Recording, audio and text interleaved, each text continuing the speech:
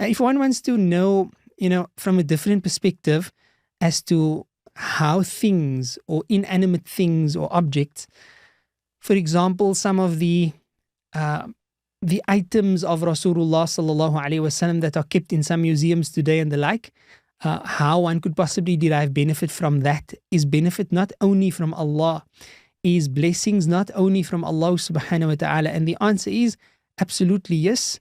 Allah subhanahu wa ta'ala is the source and the origin of all power and all benefit and all barakah. But this does not negate the ability that Allah can place within something to contain certain benefits. In terms of science, we understand that electrons can be transferred from one charge to another charge, or from one object to another object. And if things can hold physical charge, then for what reason, can we imagine that they cannot hold spiritual charge? But of course, this is a matter of the unseen, and Allah subhanahu wa ta'ala knows best.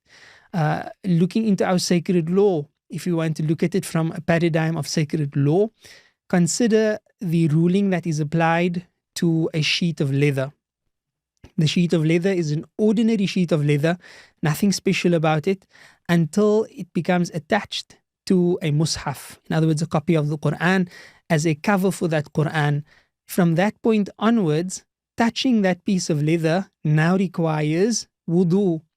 So, from every perspective, it's not impossible to imagine blessings, barakah, having some sort of a residue within objects, if this is the decree and the will of Allah subhanahu wa ta'ala.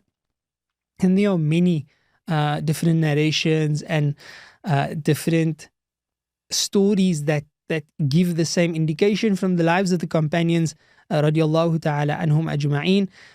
And then we can quote the words of our fuqaha and our scholars as well. And for this, I would recommend that you read the works of Imam al-Nawawi and Imam Abu Hamid al-Ghazali, who would comment throughout their works on Islamic law about these matters.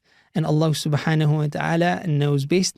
La ilaha illallah Muhammad Rasulullah.